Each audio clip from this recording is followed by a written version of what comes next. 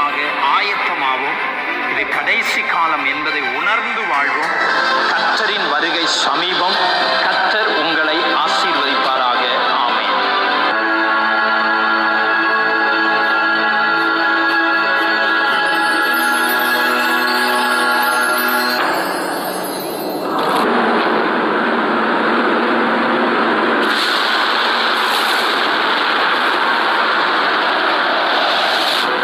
அப்பொழுது வலுவாய் தொனிக்கும் எக்கால சத்தத்தோடும் வல்லமையோடும் மகிமையோடும் மனுஷகுமாரன் வானத்தின் மேகங்கள் மேல் வருவார்.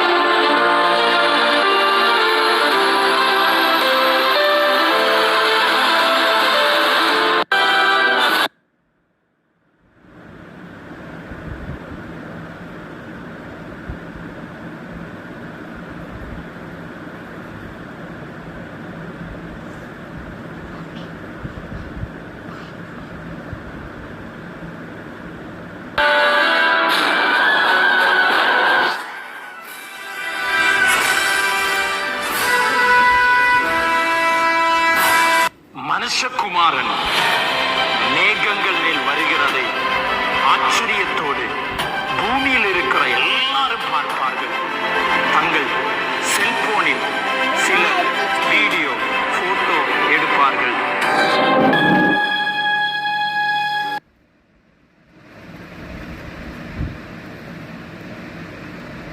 என்ன சவுண்ட் நின்றுச்சு?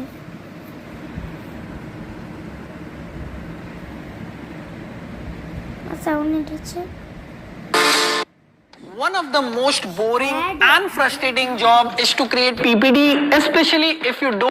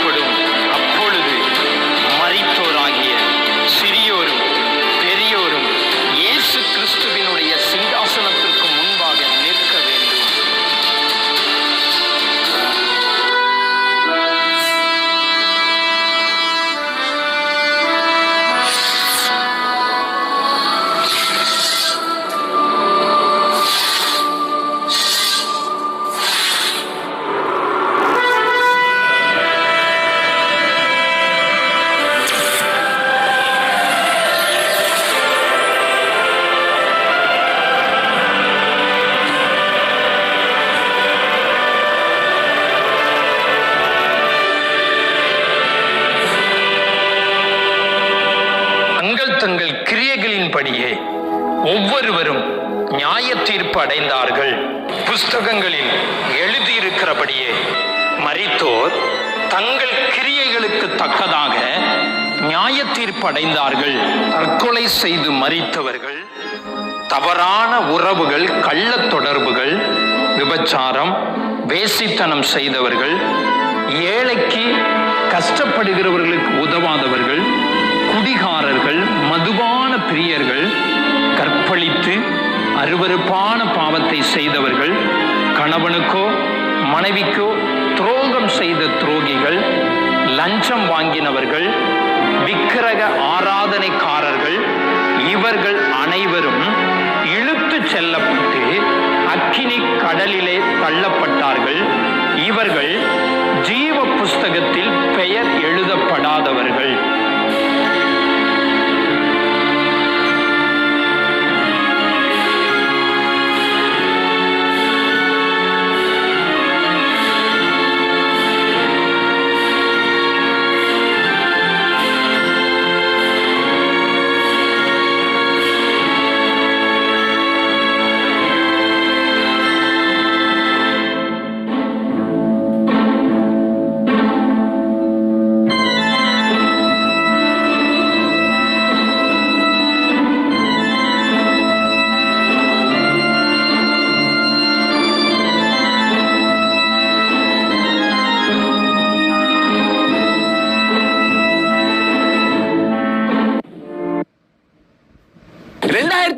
குள்ள 90% ஆஃப் தி ஜாப்ஸ் வந்து ஏஐ ரீப்ளேஸ் பண்ணிடும் அப்படின்னு சொல்றாங்க. இது உங்க குழந்தைகள் அங்கே புழு சாகாமலும் அக்கினி அவியாததுமான நரகாக்கினையிலே அக்கினி கடலிலே இழுத்து தள்ளப்பட்டார்கள். அங்கே அழுகையும் கற்கடிப்பும் உண்டாயிருக்கும்.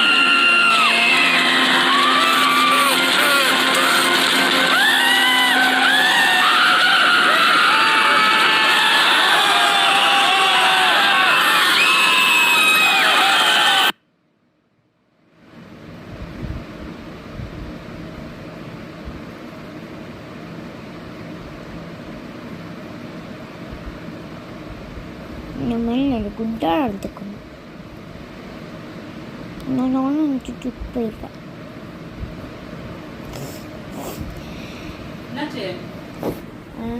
சத்தமே கேட்க மாட்டேங்குமா? நெக்ஸ்ட்டு ஜீவ புஸ்தகத்தில் எழுதப்பட்டது.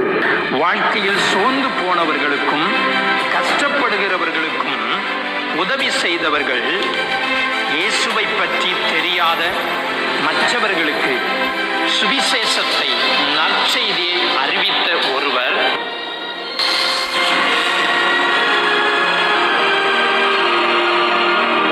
தரித்திரத்தின் மத்தியிலும் சுவிசேஷ ஊழியத்திற்காய் உதவி செய்தும் வேத வசனத்தின்படி வாழ்ந்ததுமான ஒரு பெண்.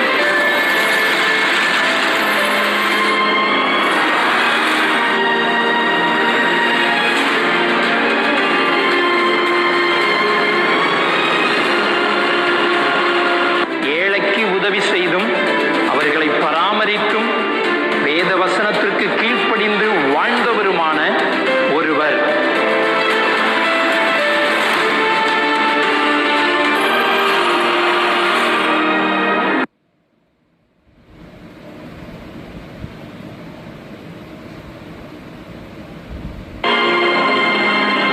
தேவ வசனத்தை கேட்டு மனம் திரும்பி கிறிஸ்துவை தன் சொந்த இரட்சகராய் ஏற்றுக்கொண்டு கிறிஸ்துவுக்காய் வாழ்ந்த ஒரு பெண்.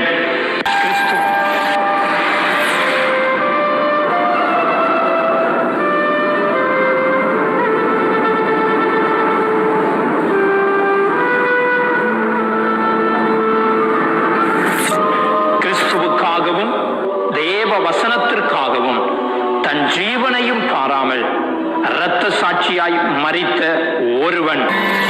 சரீரத்தில் இருக்கும்போது வசனத்துக்கு கீழ்ப்படிந்து வாழ்ந்தவர்களுடைய சரீரங்களை மகிமையுள்ள பரலோக சரீரங்களாய் மறுரூபப்படுத்தி நித்திய வாசஸ்தலத்திற்கு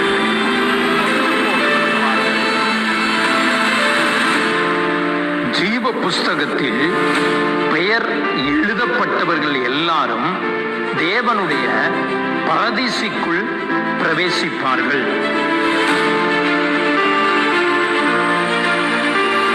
பழையவைகள் எல்லாம் கடந்து போயின, எல்லாம் புதிதாயின.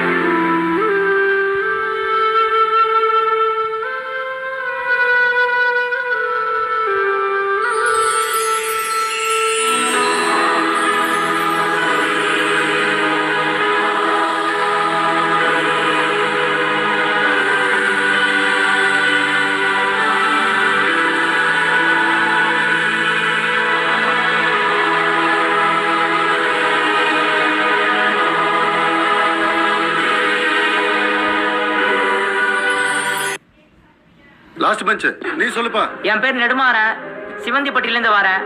போஸ்ட்மேன் ஆகணுங்கிறது என் ஆசை.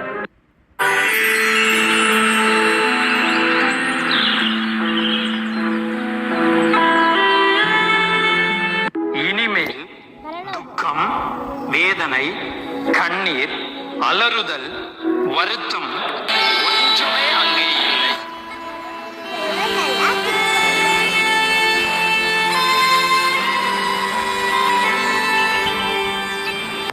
பரிசுத்த பர்வதம் எங்கும் தீங்கு செய்வாரும் இல்லை, கேடு செய்வாரும் இல்லை. அங்கே சந்தோஷமும் சமாதானமும் ஆனந்தமும் அங்கே உண்டாயிருக்கும்.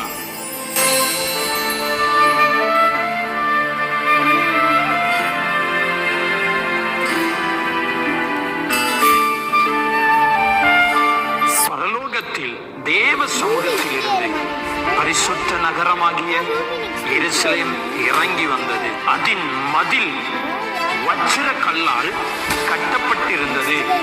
நகரம் தெளிந்த பளிங்குக்கு ஒப்பான சுத்த பொன்னாய் இருந்தது.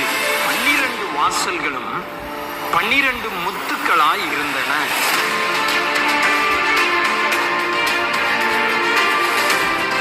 வாசல்களில் ஒவ்வொரு முத்துக்களும் 12 இஸ்ரவேல் கோத்திரங்களுடைய பெயர்களும்,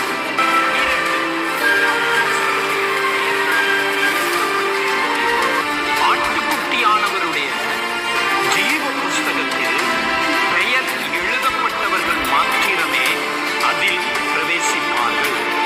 நகரத்திற்கு வெளிச்சம் கொடுக்க சூரியனும் சந்திரனும் அதற்கு வேண்டுவதில்லை.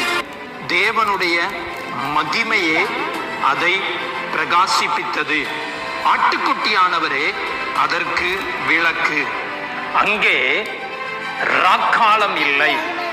சிங்காசனத்திலிருந்து புறப்படுகிற ஜீவ தண்ணீர் உள்ள நதியும் உண்டு. தேவனால் தெரிந்தெடுக்கப்பட்ட எல்லாருக்கும் அங்கே பிரதிபலன் உண்டு. இனிமேல் மரணம் அங்கே இல்லை. அங்கே ஜீவ விருட்சம் உண்டு.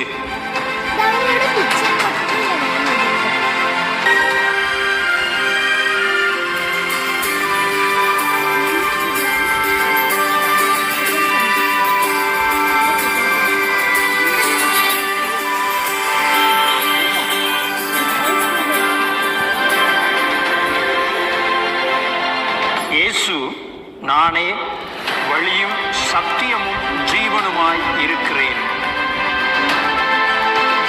மரணத்திலிருந்து மனிதனை உயிரோடு எழுப்பி நித்திய ஜீவனை கொடுக்க மீண்டும் ஆண்டவராகிய இயேசு கிறிஸ்து வருகிறார் என்கிற உண்மையை நீங்கள் ஒரு நாளும்